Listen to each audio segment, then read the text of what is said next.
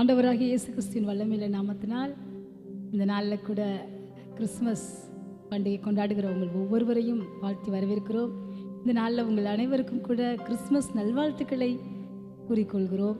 ஆண்டவராகிய கர்த்தர் உங்கள் ஒவ்வொருவரையும் ஆசீர்வதிப்பாராக. இந்த நாளில் கூட கர்த்தருடைய வார்த்தையை நாம் கேட்க போகிறோம். நல்ல கர்த்தருடைய வார்த்தையை நாம் கேட்கும்படியாக ஆயத்தப்படுவோமாக. கர்த்தராகிய தேவன் இந்த வார்த்தையை ஆசீர்வதித்து கொடுக்கும்படி ஜெபிப்போம். அன்புள்ள இயேசப்பா, இந்த நாளிலையும் கூட சுவாமி உடைய வார்த்தையை நாங்கள் தியானிக்க போகிறோம். இந்த கிறிஸ்மஸ் நாளில் உடைய வார்த்தையை நாங்கள் தியானிக்க போகிறோம். கர்த்தர் எங்களோடு கூட இருந்து எங்களை வழிநடத்துவீராக. இயேசு கிறிஸ்துவின் வல்லமையுள்ள நாமத்தில் ஜெபிக்கிறோம் நல்ல பிதாவே, ஆமென். நாளில் நாம் தியானிக்கும்படியாக தெரிந்து கொள்ளப்பட்ட வேத வசனம் லூக்கா 1ஆம் அதிகாரம் 30வது வசனம். லூக்கா 1ஆம் அதிகாரம் 30வது வசனம். நாம் 29வது வசனத்திலிருந்து வாசிக்கலாம். 28, 29 வாசிக்கலாம். அவள் இருந்த வீட்டில், மரியாள் இருந்த வீட்டில் தேவதூதன் பிரவேசித்து, கிருபை பெற்றவளே வாழ்க, கர்த்தர் உன்னுடனே இருக்கிறார், ஸ்திரீகளுக்குள்ளே நீ ஆசீர்வதிக்கப்பட்டவள் என்றான். அவளோ அவனை கண்டு உன் வார்த்தைகளினால் கலங்கி இந்த வாழ்த்துகள் எப்படிப்பட்டதோ என்று சிந்தித்துக் கொண்டிருந்தாள். தேவதூதன் அவளை நோக்கி, மரியாளே பயப்படாதே, நீ தேவனிடத்தில் கிருபை பெற்றாய். இதோ நீ கர்ப்பவதியாகி ஒரு குமாரனை பெறுவாள், அவருக்கு இயேசு என்று பெயரிடுவாயாக.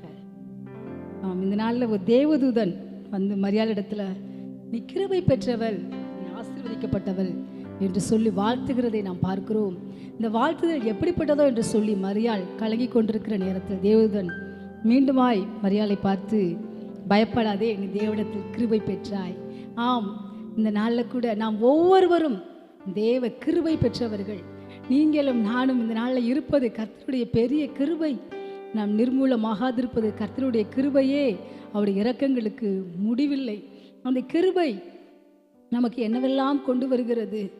அந்த கிருபை நம்மை ரட்சிக்கக்கூடியதாக இருக்கிறது. எபேசியர் 2ஆம் அதிகாரம் 8ஆம் வசனம் 9ஆம் வசனத்தில் வாசிக்கிறோம், கிருபையினாலே விசுவாசத்தை கொண்டு ரட்சிக்கப்பட்டீர்கள், இது உங்களால் உண்டானதல்ல, தேவனுடைய ஈவு. அந்த கிருபையானது நம்மை ரட்சிக்கக்கூடிய கிருபையாக இருக்கிறது. இந்த நாளில் ஒருவேளை நீங்கள் பாவ பழக்க வழக்கத்திலிருந்து வெளிவர முடியாமல் தவித்து கொண்டு இருப்பீர்கள் என்றால் அந்த கிருபையின் தேவன் உங்களுக்கு சொல்லுகிறார், உங்களை பாவத்திலிருந்து விடுவிக்க அவருடைய கிருபை போதுமானதாக இருக்கிறது. ரோமர் 5ஆம் அதிகாரத்தில் வாசிக்கிறோம், பாவம் பெருகின இடத்தில் கிருபை அதிகமாய் பெருகிற்று என்று. இதனால் கர்த்தருடைய கிருபை உங்கள் மேலே இருக்கிறது. நீங்கள் ஒவ்வொருவரும் தேவனிடத்தில் கிருபை பெற்றவர்கள். ஒருவேளை நீங்கள் இந்த பாவத்திலிருந்து ஆவியானவர் இந்த நாளில் உங்களை விடுவிக்கக்கூடியவராக இருக்கிறார். வெள்ளம் போல அந்த சத்துரு வந்தாலும் ஆவியானவர் இந்த சத்துருக்கு விரோதமாய் கொடியேற்றுகிற தேவனாக இருக்கிறார். ஒருவேளை நான் கர்த்தரை விட்டு பின்வாங்கி போய்விட்டேனே என்று சொல்லி நீங்கள் கதறிக்கொண்டிருக்கலாம். இந்த கிருபையின் தேவன் மீண்டுமாய் உங்களை அழைக்கிறார். அந்த அன்புக்கு உங்களை அன்போடு கூட அவர் அழைக்கிறார். அந்த நாளில் இளைய மகன் தகப்பனிடமிருந்து சொத்தை பிரித்து கேட்டு தன் வழியே போன போது, தவறான பாதையில் போன போது, மீண்டும் தகப்பனுடைய அன்பை புரிந்து கொண்டு மீண்டும் வந்தபோது தகப்பன் எப்படி அன்போடு கூட ஏற்றுக்கொண்டாரோ அந்த அன்பின் தேவன், கிருபையின் தேவன் இந்த நாளில் உங்களை கிருபையாய் அழைக்கிறார். மீண்டும் ஒருமுறை அவர் உங்களை அழைக்கிறார். அவரிடத்தில் வந்து சேரும்படி அந்த கிருபையானது உங்களை செய்கிறது.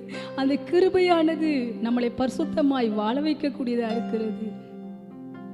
கிருபைக்கு கீழ்ப்படுத்தினபடியால் பாவம் உங்களை மேற்கொள்ள மாட்டாது என்று ரோமரில் நாம் வாசிக்கிறோம். ஆம், இந்த நாளில் நாம் ஒவ்வொருவரும் சொல்லுவோம், கர்த்தாவே உம்முடைய கிருபைக்கு என்னை கீழ்ப்படுத்துகிறேன் என்று சொல்லும் பொழுது எந்த பாவமும் அணுகாதபடி, பாவம் நம்மை மேற்கொள்ளாதபடி அந்த தேவாதி தேவன் அந்த கிருபையினால் நம்மை பாதுகாத்துக் கொள்ளுகிற தேவனாயிருக்கிறார். இரண்டாவதாக அந்த கிருபை நமக்கு என்ன கொண்டு வருகிறது என்றால், அந்த கிருபை நம்முடைய தேவைகளை சந்திக்கக்கூடியதாக இருக்கிறது. 2 கொரிந்தியர் 9ஆம் அதிகாரம் 8ஆம் வசனத்தில் வாசிக்கிறோம், நீங்கள் எல்லாவற்றிலும் எப்பொழுதும் சம்பூர்ணம் உள்ளவர்களாயும் சகலவித நற்கிரிகளிலும் பெறுகிறவர்களாயிருக்கும்படி தேவன் உங்களிடத்தில் சகலவித கிருபையும் பெருக செய்ய வல்லவராக இருக்கிறார். ஆமென். அவர் உங்களிடத்தில் சகலவித கிருபையும் பெருக செய்ய வல்லமையுள்ள தேவன் உங்களை சம்பூர்ணம் உள்ளவர்களாய் மாற்றுகிறது அந்த கிருபை. அந்த கிருபை உங்களுக்கு சம்பூர்ணமான ஆசீர்வாதத்தை கொண்டு வருகிறது. ஆகையால் நீங்கள் கிருபை பெற்றவர்கள். சம்பூர்ணமான மழையை உங்கள் மேல் அவள் பெரிய செய்கிற தேவனாக இருக்கிறார்.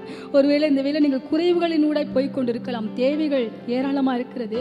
இந்த தேவைகளை யார் எனக்காய் சந்திப்பார் என்று சொல்லி நீங்கள் ஒருவேளை கலங்கி கொண்டிருக்கலாம். அந்த தேவன் சம்பூர்ணமான மழையை உங்கள் மேல் பெய்ய பண்ணுகிற தேவன். நீங்கள் அனுபவிக்கிறதற்கு சகலவித நன்மைகளையும் சம்பூர்ணமாய் கொடுக்கிற தேவன். அடுத்ததாக நீங்கள் நற்கிரியைகளில் பெருகும்படி அவர் உங்களிடத்தில் சகலவித கிருபையும் பெருக செய்ய வல்லவராக இருக்கிறார் என்று 2 கொரிந்தியர் 9:8 வாசிக்கிறோம். அந்த கிருபையானது நீங்கள் சம்பூர்ணம் உள்ளவர்களாக இருப்பீர்கள். நீங்கள் அநேகருக்கு நற்கிரியைகளை செய்வீர்கள். எபேசியர் 2 வாசிக்கிறோம் 10 நாம் நற்கிரியைகளை செய்வதற்கு தேவனால் சிருஷ்டிக்கப்பட்டு இருக்கிறோம் என்று. அப்படிப்பட்ட நற்கிரியைகளை செய்யும் பொழுது தேவாதி தேவனுடைய நாமம் மகிமைப்படுகிறது என்று நாம் வாசிக்கிறோம். மனுஷர் உங்கள் நற்கிரியைகளை கண்டு பரலோகத்தில் இருக்கிற உங்கள் பிதாவை மகிமைப்படுத்தும்படி உங்கள் வெளிச்சம் அருண்டா பிரகாசிக்கிறது வசனத்தின்படி இந்த நாளில் நீங்களும் சம்பூர்ணமாய் வாழ்வீர்கள். மற்றவர்களுக்கும் நன்மை செய்வீர்கள். மற்றவர்களுக்கு நீங்கள் செய்யக்கூடிய நற்கிரியைகள் அதிகமாய் பெருக போகிறது.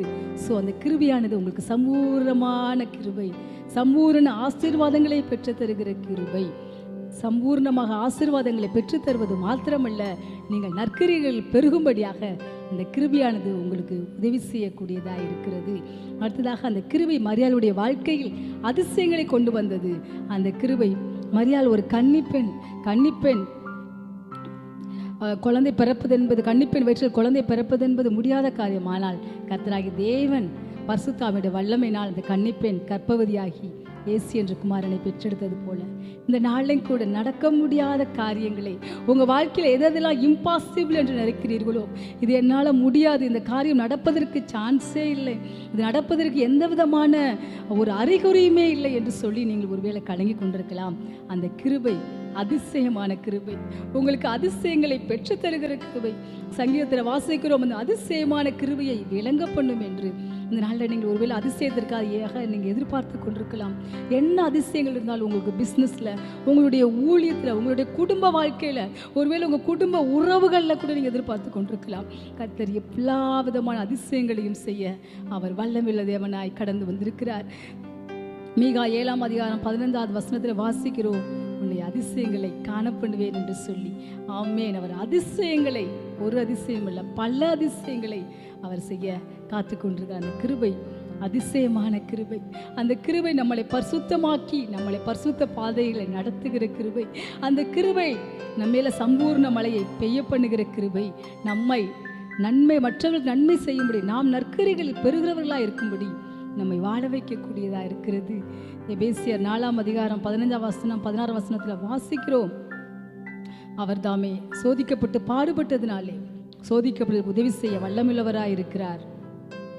நாம் இரக்கத்தை பெறவும் ஏற்ற காலத்தில் கிருபை அடைவும் தைரியமாய் கிருபாசன தண்டையில் சேர கடவோம் என்ற வசனத்தின்படி நாளது கிருபையின் தேவனை நீங்கள் நோக்கி கூப்பிடும் பொழுது, அந்த கிருபையின் தேவனை நீங்கள் நம்பும் பொழுது, அந்த தேவன் உங்களை பாக்கியவான்களாய் மாற்றுகிறார்.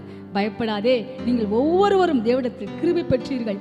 அந்த கிருபை வாழ்க்கையின் எல்லா பகுதிகளிலும் நம்மளோடு கூட நடந்து வருகிற கிருபையாக இருக்கிறது. சங்கீதம் 103 வாசிக்கிறோம், பூமிக்கும் வானம் எவ்வளவு உயரமாக இருக்கிறதோ அவ்வளவு உயரமாக அவருடைய கிருபை கர்த்தருக்கு பயப்படுகிறவர்கள் மேலே இருக்கிறது என்று சொல்லி. ஆமென். அந்த பெரிதான கிருபையை தேவன் நம்முடைய வாழ்க்கையில் விளங்க செய்ய வல்லமில்லவராக இருக்கிறார். இதனால கர்த்தருடைய தயவு உங்கள் மேல் இருக்கிறது, கர்த்தருடைய கிருபை உங்கள் மேல் இருக்கிறது. அந்த கிருபை உங்களை ஆசீர்வதிக்கிற கிருபை, அந்த கிருபை உங்களை வழிநடத்துகிற கிருபை. ஒருவேளை நீங்கள் ஆலோசனைக்காக அடுத்த வருடம் 2025 என்ன மாதிரி பிஸ்னஸ் பண்ணலாம், எந்த மாதிரி நான் காரியங்களை செய்யலாம் என்று சொல்லி நீங்கள் ஒருவேளை ஆலோசனைக்காக எதிர்பார்த்து கொண்டிருக்கலாம். அந்த கிருபை உங்களுக்கு ஆலோசனை சொல்லுகிற கிருபையாக இருக்கிறது. சங்கீதம் 32:8 நான் உனக்கு போதித்து நடக்க வேண்டிய வழி உனக்கு காட்டுவேன், உண்மையில் என் கண்ணை வைத்து ஆலோசனை சொல்வேன்.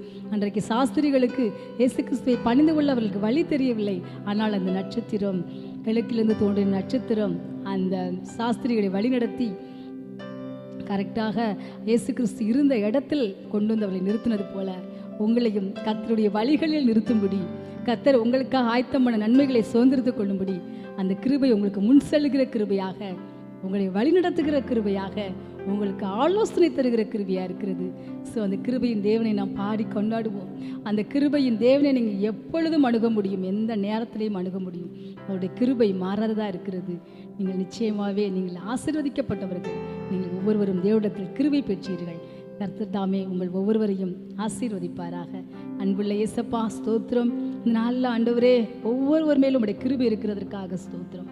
அந்த கிருபை ஒவ்வொருவரையும் பரிசுத்தமாய் மாற்றி பரிசுத்த வாழ்வு வாழும்படியாக உடைய நன்மைகளை பெற்றுத்தருகிறதா இருக்கிற கிருபைக்காய் ஸ்தோத்திரம். அதிசயங்களை செய்கிற கிருபையாய், தேவனை ஆலோசனை தருகிற கிருபையாய், உங்களை வழிநடத்துகிற கிருபையா இருக்கிற ஸ்தோத்திரம்.